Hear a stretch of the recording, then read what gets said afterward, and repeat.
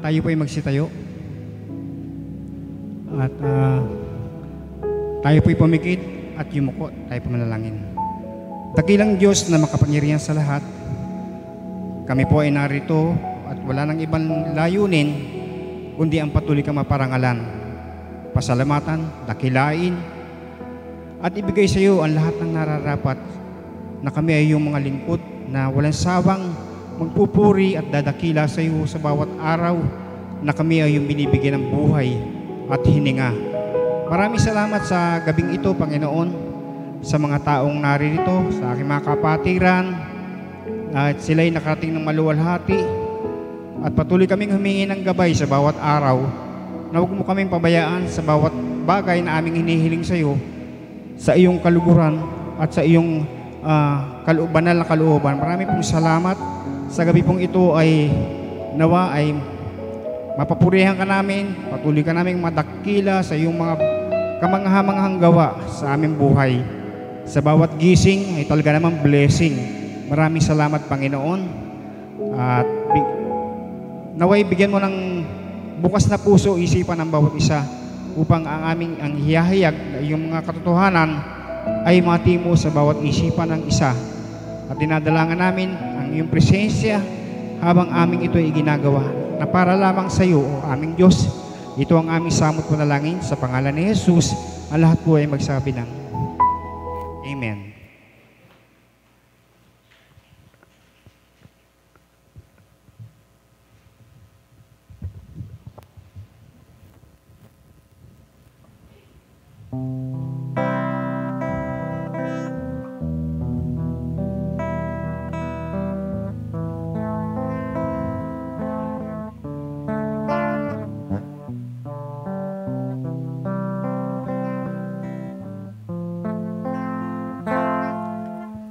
Pupurihin namin ang iyong pangalan, aawitan ng may kadakilan.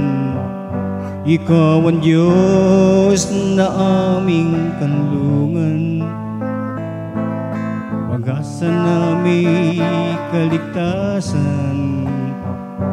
Pasasalamat ang aming alay, pasasalamat alay mong buhay. Ang lamat mo'y salamatan, ang pag-ibig mo'y wagas kailanman. Sa'yo'y alay aming buhay, ikaw ang Diyos na aming gabay. Sa dalangin aawitin, kadakilaan mo sa amin. Pupurihin namin ang iyong pangalan, aawitan ng may kadakilan. Ikaw ang Diyos na aming kanlungan, pag-asa namin kaligtasan. Pasasalamat ang aming alay, pasasalamat alay mong buhay. Dakilan mo'y pasalamatan, ang pag-ibig mo'y wagas kailanman. Sa'yo'y alay aming buhay, ikaw ang Diyos na aming gabay. Sa dalangin aawitin, kadakilaan mo sa amin. Sa'yo'y alay aming buhay, ikaw ang Diyos na aming gabay. Sa dalangin aawitin, kadakilaan mo sa amin. sa'yo'y alay aming buhay. Ikaw ang Diyos na aming gabay. Sa dalangin aawiti, kadakilaan mo sa amin. Kadakilaan mo sa amin. Kadakilaan mo sa amin.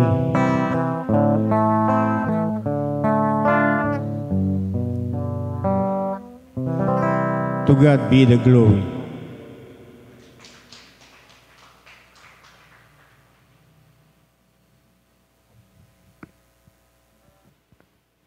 Sige po, magandang gabi po sa bawat isa. Makakaupo na po tayo. Pinasimulan po ni Brother Donato yung ating gabi sa isang pasasalamat. Awitin po na ang title po ay Pasasalamat. So, inawitan natin ang ating Panginoon ng merong pasasalamat. Ngayon naman po, kung meron po tayong gustong ipagpasalamat sa Panginoon sa pamamagitan ng patotoo, pwede po ninyong kunin itong microphone.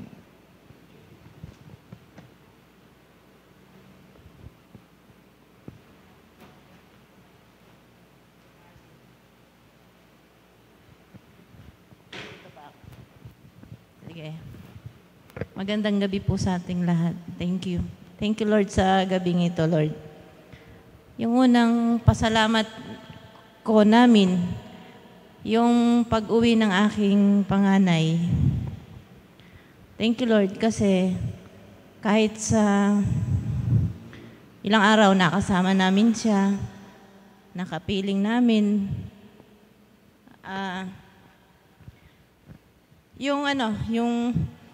yung sasakyan din namin noon, na disgrasya.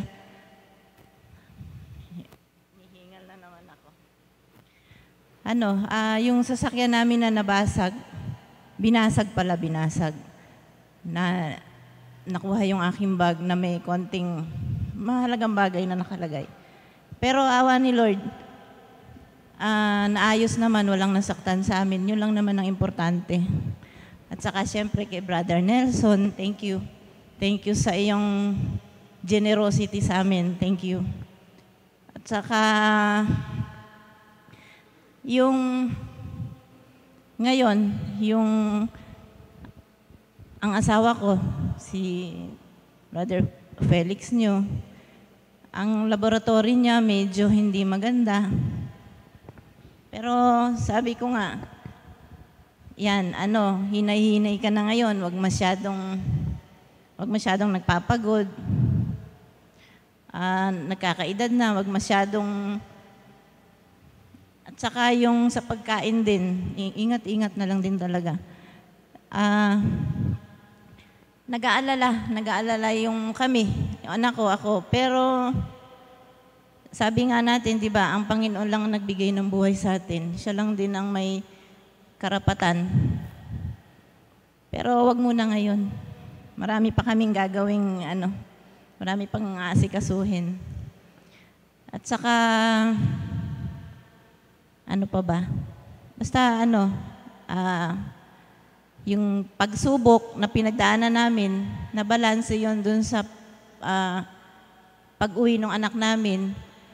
Kaya mas malungkot, masaya, pareho lang. Thank you, Lord, sa lahat ng pagsubok at kaligayahan ng blessing. Tawag doon, yung kahit na may pagsubok, meron pa rin namang, doon lang tayo tumingin sa maganda. Kahit na maraming dumarating na na pagsubok. Yun, ikaw,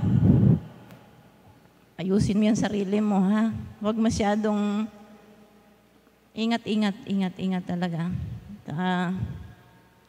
Yun, at saka yung kagabi nilalagnat siya, magdamag. Pero gusto niyang umattend ngayon. Sabi ko, wag mo nang umattend kasi umuulan. Sabi niya, wala naman daw siyang gagawin, uupo lang daw siya. Wala naman na siyang lagnat nitong maghapon.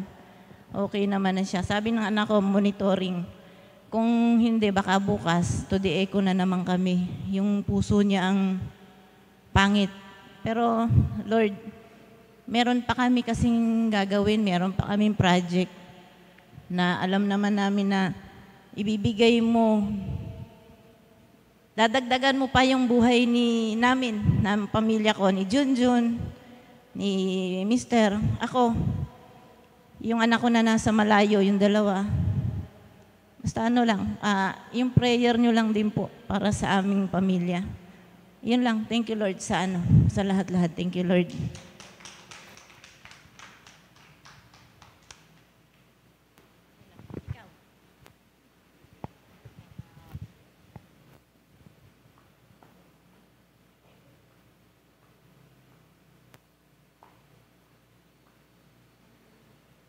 Papasalamat ako sa Panginoon.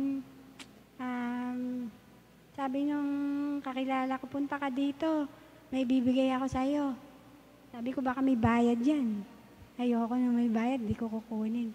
Sabi niya, punta ka, bibigay ko sa'yo. Wala itong bayad. Di kinuha ko na. Nagpunta ako doon. Tapos naging masaya, nagkwentuhan kami. Tapos uuwi na ako. Hinatid ako nung kamag-anak ko dyan, sa kanto. Tatawid na ako nun. Sa pool na ako ng jeep sa pool na ako, nagtilian sila. Kasi, kung ganun, tapos hindi ko naman alam na may jeep pala. Hindi ko nakita, kasabay ng jeep, sabay naman ng pagtawid ko. Nagsigawan sila, pati nasa tricycle. Kala ko, sa pool na ako.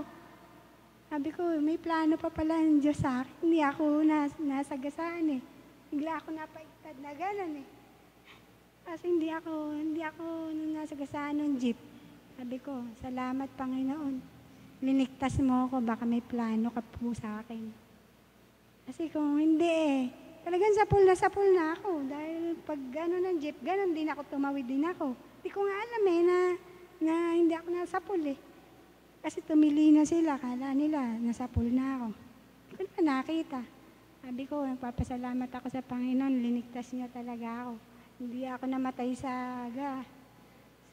alam nyo na, yung pala ako mama. Pero liniktas pa rin niya ako. Maraming salamat sa Panginoon at sa iyo po. Ang papuri, pasasalamat sa iyo. Maraming salamat.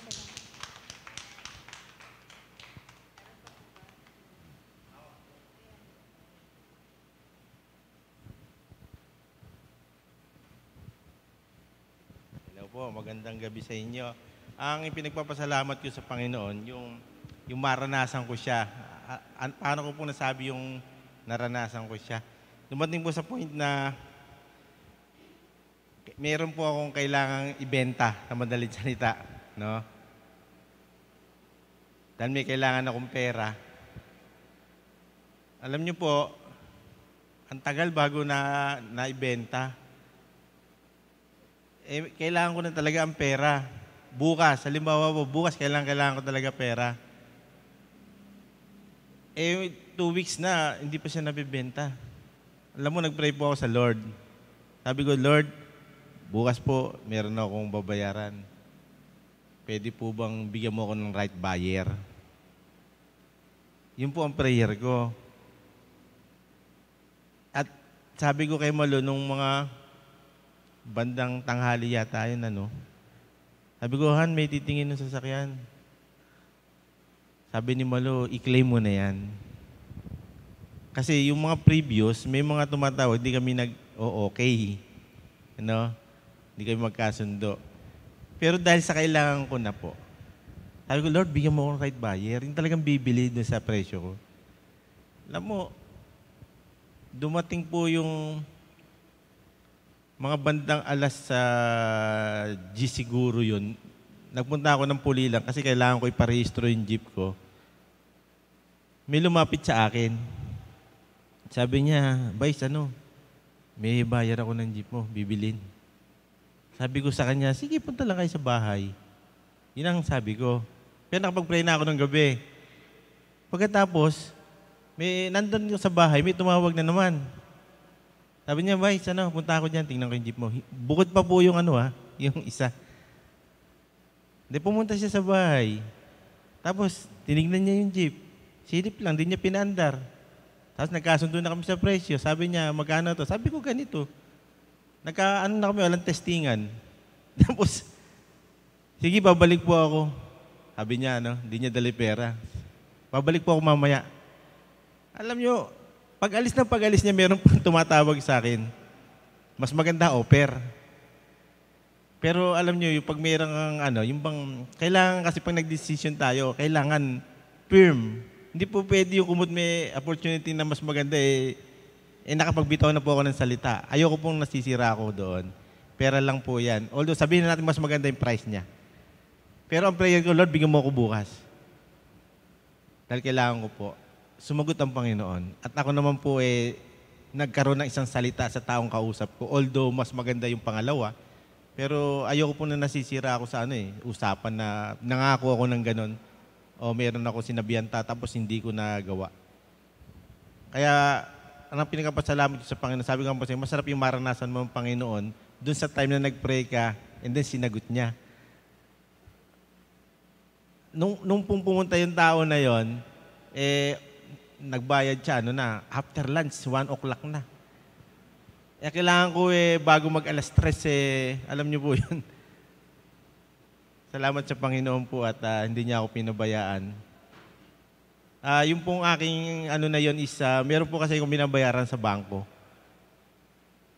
Sa bangko po yon.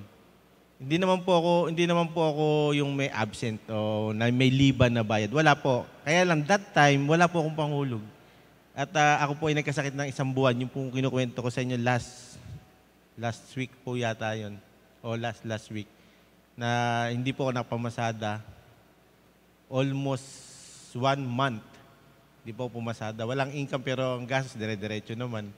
No? Plus the fact po na yung jeep po na yun kasi walang bumibiyahe.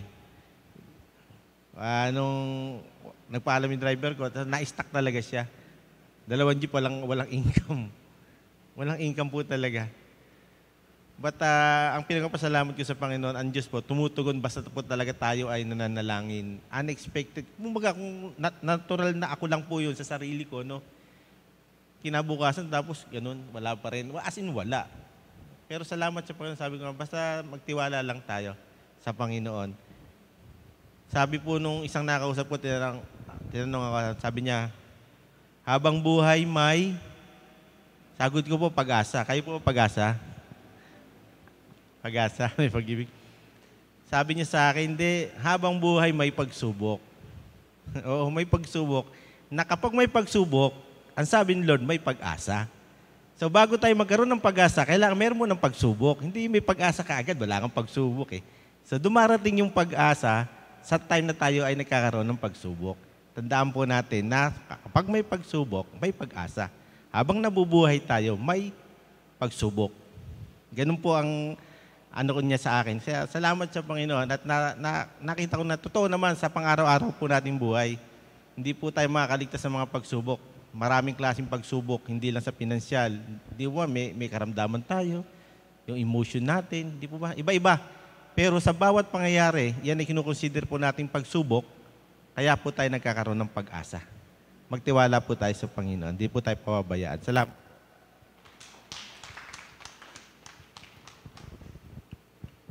Yun, salamat po sa mga nagbahagi ng kanilang mga testimony na lahat naman po ng testimony ay nakaka-encourage, nakaka-bless in the sense na ay mas mabigat yung pinagdaraanan niya kaysa sa akin. So, nabe-bless tayo. At pagka naman nagkwento ng encouragement, nakaka-encourage sa ating mga buhay, no?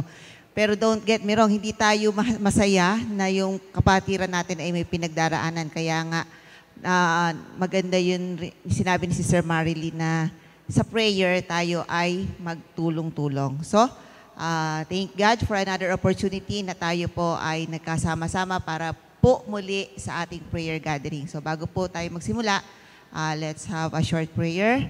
Father in heaven, we glorify you. We thank you, Lord. We give you the highest praises. Lord, hindi po sapat ang mga salita upang maipahayag namin ang pagpapasalamat, ang pagpupuri sa lahat ng bagay na pinaparanas mo sa amin. Lord, dahil naniniwala kami at matatag po ang aming pananampalataya na hindi mo po kami iniiwan. And Lord, ngayong gabi, we pray na kayo po yung siyang mangusap, kayo po yung siyang manguna, at kayo rin po, Panginoon Diyos, yung siyang magbukas ng aming mga puso't isipan upang maunawaan namin yung mga pag-aaralan namin. Your Holy Spirit, Father God, we humbly seek your guidance, the Holy Spirit, para po manguna po sa aming gawain ngayong gabi. Salamat po sa iyo ang papurit parangal sa pangalan ni Jesus. Amen. Yan. So, good evening. Ito pala ang challenge ng technology. Testimony. Kangina sinasabi na ni Brother Jose, dali mo na yung laptop mo kasi baka mamaya nga, mas safe. Meron kasi siyang HDMI. Ko, hindi, sisend ko na lang sa iyo yung presentation para kung hindi umandar yung sa akin, may backup ako. So, dapat pala may another backup. Hindi ka lang plan A, plan B, plan C. Okay. So, meron po ako ritong courting,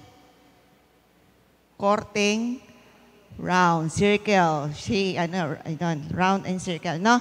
So, ang atin pong pag-uusapan ay, how are you feeling right now? So, gamit ito pong mga bilog na ito, ido-drawing ninyo yung muka. Ano lang, wag nang komplikado, wag nang magandang-maganda. Basta may kilay siya, may muka, may bibig ko, para maipakita yung pakiramdam ninyo ngayong gabi. Na? Sige. Assistant teacher. Patulong nga po.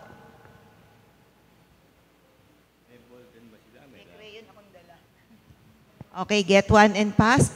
Pasa na lang po. Ayan. Tapos meron, Alisa, halika nga. Patulong. Ayan, pamigay ka ng crayon sa kanila.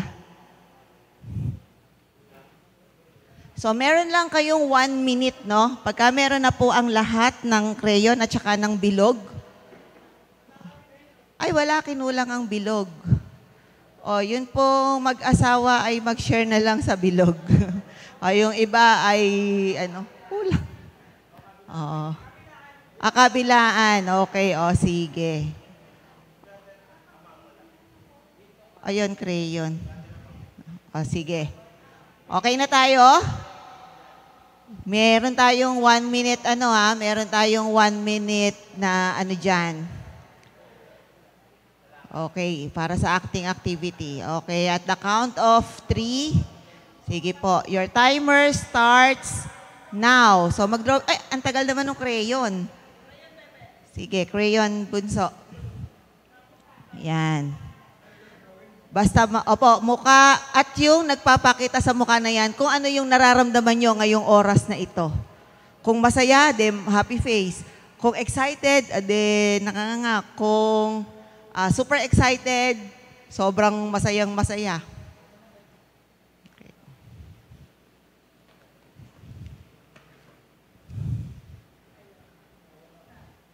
Yeah, makikita natin kung sino yung mga may talento maging arkitekto at maging engineer. Yan. Yan tayo no? Mahilig tayo mag-drawing Okay ka na? Okay. Sige. Okay na po? Ayan. Sige. Tapos mabilisan lang, walang paliwanagan. Sasabihin niyo lang, I'm feeling kung ano po yung drawing ninyo. Tagalog na lang, ako ay, kung ano yung idin-drawing nyo. Na? Okay na po tayo? Sige, Sister Jen, start po. Tayo ka, tapos pakita mo sa kanila. Very grade 1. Hindi nga, sabi ako ay? Ako ay? Masaya ba yan? Masaya yan. Masaya. Tumaas kay Book. Masaya pala. Sa sobrang saya ay tumaas ang buhok. Okay, si Brother Donato. Ako po ay sobrang saya dahil nakita ko ang mga kapatiran.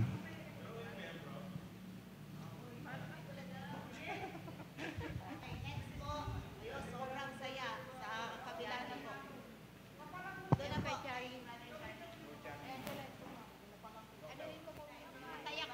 Bet malungkot yung mo, mukha mo. Bet malungkot. Hindi, masaya yan. Dali na. Medyo may tinitignan ito eh. May tinitignan siyang tao eh. Oh.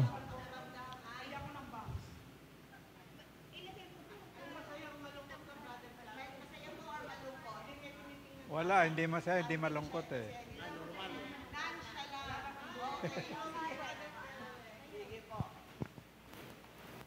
Magandang gabi mga kapatid. Ako po'y masaya ngayon po. Ay, hindi, masaya rin. Masaya. Basta, pareho. Hindi marunong. Ako po ay napasaya at ating dito sa wakas. Happy, happy. Okay, oo nga, happy nga. O, ikaw. Gulat? Ha? Gulat? Galing nga. Wow po, wow. Nagulat. Wow, yan po. Kasi na-amaze ako eh. Feeling amazed. Okay. Ay, meron pa pala. I'm blessed. Ayun, ang tsura ng blessed. Okay. I'm happy. Happy. Tausong mo. Masaya ba to? Hindi masaya naman, kaya lang may migraine kasi ko. Kaya medyo parang hindi ko sure kung masaya ako.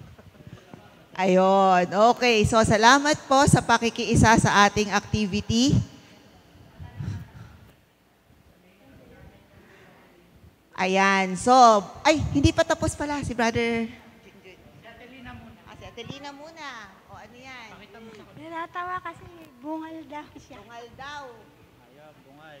Pakita mo sa kanila. Pakita mo sa kanila. O, eto yung kay Sister Dina. Ano to? Anong pakiramdam mo? Masaya.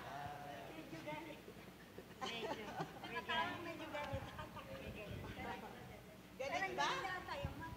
O, sige. O. Ala kang may. Parang duling po yung mata. Sobrang saya siguro. Okay? Ito po yung sa akin.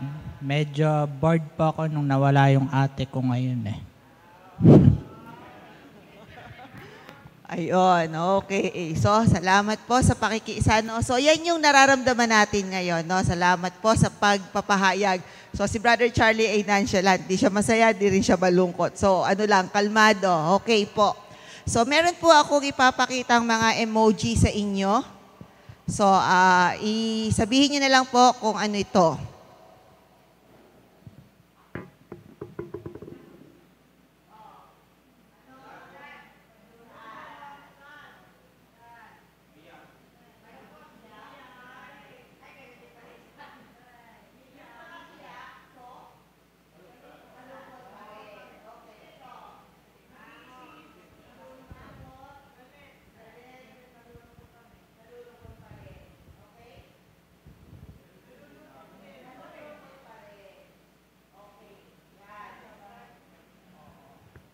So, ito po yung ating pag-uusapan ngayong gabi, no?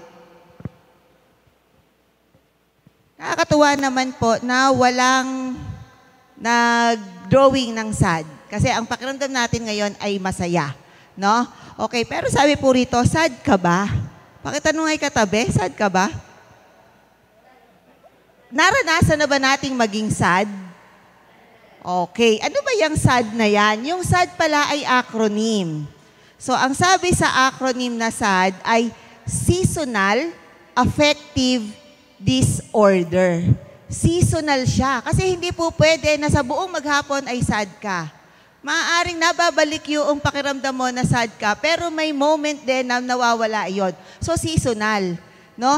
At iba yung tawag dyan ay mood swing. No? Mood swing po. Pagka minsan nga yung mga anak natin, sabihin ako si nanay yata nagme-menopause na, ang daming mood swing ngayon, kaya saya-saya, maya-maya, init-init ng ulam, maya-maya, okay na naman siya. So yun po, may mga mood swings po tayo. So kasama po yon sa pagiging sad, no? Okay. Ang pagiging sad po ay isang uri ng mood swing. Yun nga, inulit ko lang. Okay, so ito, another emoji, pero yung emosyon niya ay sad pa din. So, sumasabay siya sa panahon. Naramdaman niyo na ba na minsan, yung makulimlim, Tapos wala ka namang ginagawa sa bahay. Wala kang pasok. O ikaw ay estudyante, wala kang pasok. O kung nanay, okay lang naman, natapos mo na yung trabaho mo. Pero yung panahon, ang kulimlim niya, para bang aambon, uulan, hindi mo matansya kung sisikat ba yung araw. So sumusunod sa panahon na yon, yung pakiramdam natin, yung gloomy weather, parang nakakalungkot na may panahon, parang nakakatamad lumabas, parang ano ba yung nararamdaman ko na to? Parang ang sarap na lang, hindi siya masarap matulog, hindi rin siya masarap lumabas. So, nakakalungkot yung panahon. So, parang meron tayong nire-relate na ating mga pakiramdam doon sa season, no? Okay. At ang seasonal affective disorder ay nagkokos sa atin to oversleep. Ngayon bang gusto mo na lang magkulong sa kwarto, tulog ka na lang, ayaw mong kumain, ayaw mong maligo, ayaw mong kumilos, basta gusto mo lang matulog, no? Kung ang required hours of sleep sa isang tao ay 8, ikaw siguro 18. Kaya mo yon. Parang okay lang ako. Para ka bang nag-hibernate, no? Para ba yung mga animals na nasa snow na nag-sleep lang sila. And pagiging sad pala ay nagkokos rin para tayo ay mag-overeat, no? Dinadivert mo na lang, nalulungkot ka, kain na nga lang ako, nalulungkot ako, gawa nga ako ng kape, nalulungkot ako, gawa nga ako ng pancake, nalulungkot ako, nood nga ako ng tutorial sa YouTube, tapos lulutuin mo. So, nag-overeat ka. And ang pagiging sad rin ay nagkakaroon tayo ng low energy. No? Kasi nga, wala kang sigla. No? Ang sad mo. Okay. So, ano yung mga nagiging epekto pagka po tayo ay sad? Nawawalan tayo ng focus. Dahil nga malungkot ka, ayaw mong gumawa. Wala ka sa kondisyon. Walang motibasyon. No? So, another one is isolation or withdrawal. When we say isolation, gusto mo lang mag-isa. Sasama ka ng kapatid mo, ng asawa mo, tara, labas tayo. Ayoko, may iwan na lang ako rito, dito na lang ako sa bahay, kayo na lang umalis. No? O kaya naman, sasama ka ng nanay mo, ng tatay mo na maki-birthday. No, kayo na lang, dito na lang ako. So, nag-iisa ka lang. O, tara, attend tayo ng prayer meeting. Hindi, okay lang ako, dito na lang ako. Okay, sige, ikaw na lang umattend. Umuulan. O, ang hirap-hirap, ganyan-ganyan. So, mayroon palang mga ganong pagkakataon na nararamdaman natin ang gusto nating maging mag-isa, mapag-isa, at yung withdrawal. Ayaw mo sumama, o kung youth ka, ayaw mo sumama sa youth. Ayaw mong maki-join sa kanilang mga fellowship. Parang after ng activity, after ng church service, at may meeting, sa halip na mag-join ka, uuwi ka na lang. Kasi you are withdrawing yourself. Intentional na inilalayo mo ang sarili mo doon sa iyong mga kaibigan. So, yun yung mga nararamdaman natin sa ating sarili kung nandito tayo sa panahon na tayo ay sad, no? Okay. Pero sa ating spiritual na buhay, meron rin palang sad. Yung spiritual affective disorder. Kanina seasonal eh. Pero ngayon, spiritual na, no? So sabi po sa Hebreo 10:25, huwag nating kakaligtaan ang pagdalo sa ating mga pagtitipon gaya ng mga nakasanayan ng iba. Sa halip, palakasin natin ang loob ng isa't isa, lalo na ngayong nakikita nating malapit na ang araw ng Panginoon. Bakit pa kasi tayo nagiging sad? No? Bukod dun sa mga nabanggit kanina, ano yung mga instances na nagbibigay sa atin ng pakiramdam na tayo ay sad? Lakas makalungkot pag wala kang pera. Di ba? Yung lampara, nag-iilaw, pero ikaw lampera. Ang lakas talagang makalungkot nun kasi gusto mong lumabas. Baka ba makatapa ka ng kamatis, laka man lang pambayad. Masunggo mo yung laka man lang pambigay ng band-aid. No? So, ang lakas talagang makalungkot niyan. Ano pa? Ano pa yung mga sitwasyon na nararanasan natin pagka tayo ay, kaya tayo nagiging sad? Yes, may sakit. Di ba? Gustong-gusto ng isip mo na tumayo, lumakad, mamasyal, samahan yung pamilya mo. Pero, dahil may nararamdaman ka, so nalulungkot ka. Kaya parang, di ako makasama, di ako makatayo, nakakalungkot, nahihilo ako. Gusto kong pumasok sa office, hindi ako makapasok. No, ano pa? Yes, problema. At hindi naman nawawala. Tama nga si Brother Nelson, no, habang buhay raw ay may pagsubok. So, yung pang isang nagbibigay sa atin ng matinding sadness, di ba? Yung departure of a family. Katulad kanina, sabi ni Junjun, ang feeling niya is naboboard. Pero nandun siguro yung nalungkot rin kasi, di ba, iba rin yung may kabanding kang mga kapatid, di ba? Tapos nabanggit rin ni Sister Marilyn, ang malungkot, di ba, yung paghahatid kaysa yung pagsalubong sa mga kamag-anak natin. Ano? So yun, yung pagka may nawawalay na pamilya, mag-OJT nga lang yan eh. Umalis nga lang saglit eh, yung hindi uuwi, parang makakalungkot naman. Mamatayan ka nga lang ng pusa, nalulungkot ka na eh. What more, yung tao, yung kamag-anak, no? Break up, nakakalungkot yan. Di ba? Yung separation from your loved ones. Lalo naman siguro yung death of a family member. Talagang sobrang lungkot yung ibinibigay no na kahit na many years nang nawala yung mahal natin sa buhay, pag naaalala natin yung mga masasayang sandali na kasama natin siya, napapasukan pa rin tayo ng pagiging malungkot. Now, going back, sabi, wag nating kaligtaan ng pagtitipon kasi pagka tayo ay magkakasama, mga kapatiran, nagkakakwentuhan, lalo na if it is in terms of our spiritual growth, nakakaangat ng kalooban, nakaka-uplift ng ating spirito. Yung bang makakwento mo, kumusta ka na? Yung may simpleng kumumusta sa'yo, kasi iba pa rin yung pakiramdam na personal kang nakakausap kaysa sa messenger. Naniniwala ba kayo na kung ano ang emosyon nyo, siya yung pagbasa sa messenger? Halimbawa, mainit ang ulo mo. Ang sabi no kumari mo, Mare, kumusta ka na? Ay, ako nangungumusta, mangungutang na naman to. Sabi sa akin, kumusta? Kinukumusta ka lang, very sincerely. Pero dahil ang emosyon mo nung oras na yon ay naiinis ka, yun ang basa mo doon. No? Okay, so, ayan. I-overcome daw natin, overcoming nervousness, mali ito, hindi po kasama. Ayan, so spiritual affective disorder, madalas na pagkalimot o katamaran sa pagdalo sa mga pagtitipon. Una, nalilimutan mo. Una, nag-e-excuse ka pa. Pero pag nag-pile up yang paglilimot-limot mo, nagiging katamaran na. Buti sana kung may magpapaalala. Iba talaga pagka nakukumusta natin ang ating mga kapatiran, at na i-chat man lang once in a while. Lalo namang maganda na personally, nagkakakita-kita tayo at nagkakakamayan man lang, nagkakatapikan man lang ng balikat dyan. Ano pa yung mga nagiging cause ng ating spiritual affective disorder? Ayun, nakakaranas ka rin ng oversleep. Tutulog na lang ako. Ay, alas 7 na, o kailangan gumayak na tayo, may church service na tayo. Tapos, ang nagiging dahilan, nalimutan kong mag-alarm. Nalimutan ko, Sunday nga pala ngayon. No? Hanggang sa, nakakatamad, umuulan. Nakakatamad, ngayon, pang 3 Sunday, siya pala magsasalita, una nga ako umattend. So, yung pagkalibot, pag nagtagal, nagiging na siyang katamaran. And it affects our spiritual life, no? Kaya nga, ang tinitira is the spiritual life, no? Mapandaya ang kaaway, no?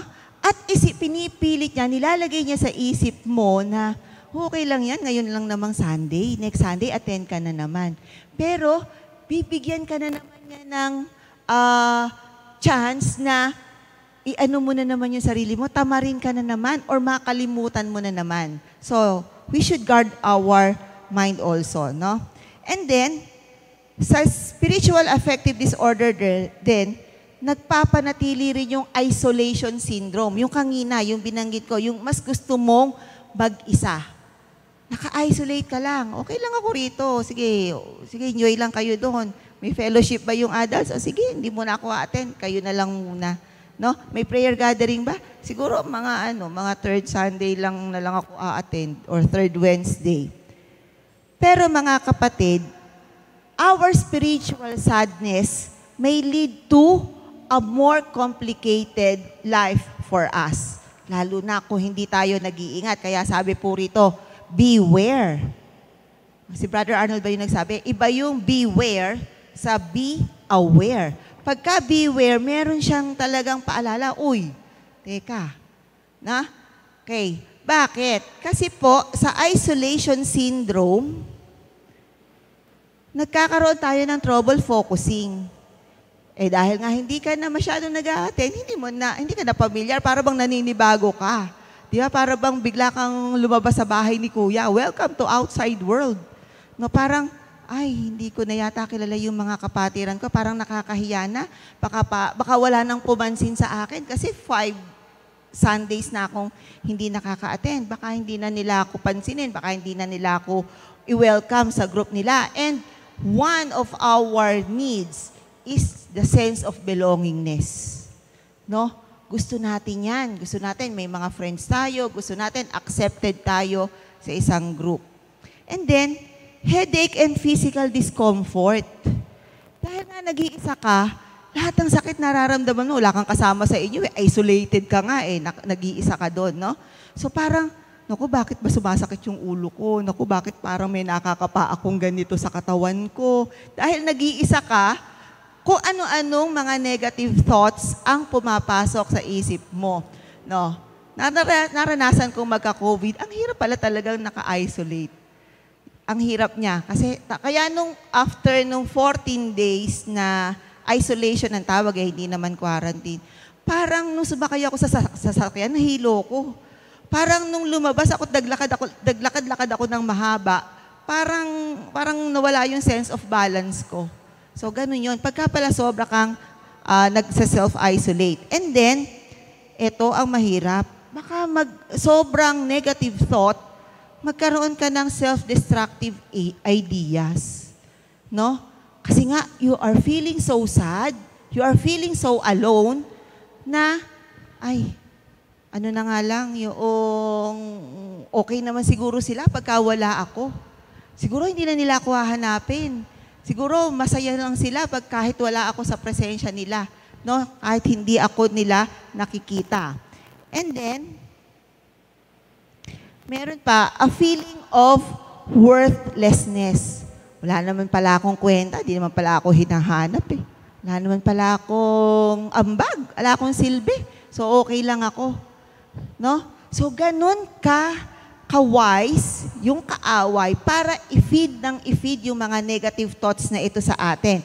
And mind you, hindi lang yung thoughts, kasi nga, nahahatak niya yung ating spiritual life. And then, changes in appetite and weight. It's either sobra kang papayat dahil ayaw mong mag-eat or tataba ka ng sobra because you overeat. So, this will lead us, pagka masyado nating minamahal, masyado nating inaalagaan yung spiritual sadness, yung spiritual affective disorder. Now, how should we combat that? Ano yung gagawin natin? Mga anak tayo ng Diyos, di ba? Dapat i-claim natin yung identity natin na, ay, hindi ito gusto ng Lord para sa akin. No? Ito pa pala. Sensitive at madaling magtampo. Dahil sad ka, pagka nabati ka, naku, para ka ng na-trigger, para kang post-pro na nadikit dun sa niya, at bigla kang nagsisiklab. Kasi nga, wala kang focus eh. Hindi mo naiintindihan yung sinasabi ng kapatid mo. Hindi mo naiintindihan ang sinasabi ng kausap mo. At ang kinikater mo, yung nararamdaman mong sadness. Hindi, sad ako, dapat naiintindihan nyo ako. Hindi, sad ako, dapat ganito. So, you are being self-centered. We are being self-centered. If we always cater, if we always nurture this spiritual sadness, no, spiritual affective disorder. Now, paano tayo makakawala sa sadness na yan? Sabi, seasonal. Dapat makabalikwas ka. Dapat hindi ka mananatili sa pagiging sad. And what can we do is to rest on God's promises. And what are those promises?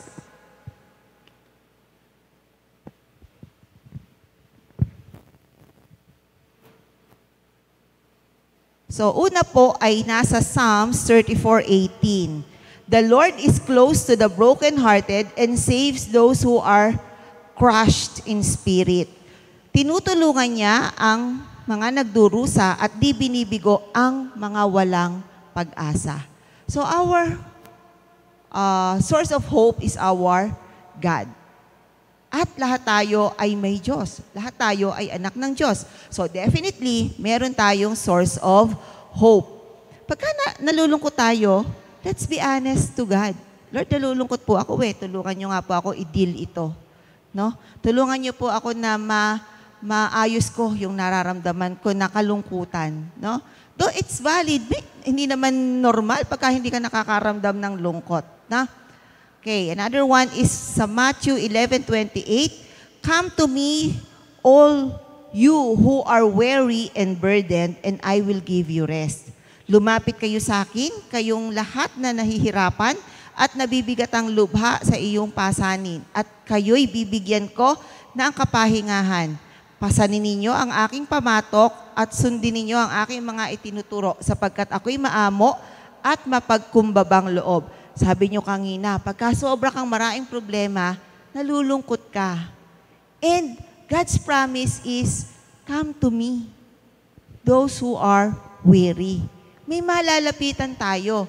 Bukod sa ating pamilya, bukod sa ating mga kapatid, the Lord is always ready to listen to us. Another one ay sa Isaiah 41:10. Fear not, for I am with you. Be not dismayed, for I am your God. I will strengthen you, I will help you, I will uphold you with my righteous right hand. Ako'y sa iyo, huwag kang matakot. Ako ang iyong Diyos, hindi ka dapat mangamba. Naka-underline yun. Hindi ka dapat mangamba. Na? Palalakasin kita at tutulungan, iingatan at ililigtas. So kung may mga dinaranas tayo, pinagdaraanan tayo na nagkukos ng sadness, sabi sa Isaiah 41:10, palalakasin kita at tutulungan kita, iingatan at ililigtas. And sa 1 Peter 5:7, cast all your anxiety to Him because He cares for you. Ipagkatiwala ninyo sa Kanya ang inyong mga alalahanin sa buhay, sapagkat siya ang nagmamalasakit sa inyo. Anxiety, yung depression, no? Talaga naman, ang hirap i-gauge, ang hirap tansyahin, ang hirap sabihin na yung isang tao ay dumadaan siya ng depression merely by just looking at the person. Hindi natin alam. And pagka ang isang tao pala na dumadaan sa anxiety, sa depression, parang defense mechanism, masaya pagka may kasamang tao. Pero pagka pala nag-iisa siya, nun siya inaatake, nun siya kinakain ng lungkot. Kaya mahalaga that we are open, if not to the people, if not to our family, we should be open to our God. Sa Kanya natin ibuhos yung ating mga nararamdaman. No, sabi nga sa Nehemiah 8:10, the joy of the Lord is our strength. Kabaligtaran ng sadness is joy. And yung joy na yon na nanggagaling sa Panginoon is our strength. Di ba dati yung Making Melodies in My Heart, yung mga kanta noong mga charismatic songs, nakakapag-uplift ng ating mga nararamdaman. And beware din, pagka malungkot tayo, huwag na tayo makinig sa mga malulungkot na songs. No? Doon tayo mag-dwell sa mga songs na mag-a-uplift ng ating spirit. And sabihin natin, it works magic kasi yung Panginoon yung nangungusap po sa atin. And of course, turning into prayer. No? Kung meron tayong confident, kung meron tayong kapatiran na mapagsasabihan and we are very confident na siya lang at ikaw, bukod sa Lord, yung nakakaalam ng mga saloobin ninyo, and you can trust her or him, sabihin natin, because she can be our prayer warrior, she or he can be our prayer partner para malampasan natin yung ating napagdaraanan. And then, of course, reading the scripture. No? So, because the scripture, the Bible, contains all the promises of our God. And then, finding support in the Christian community.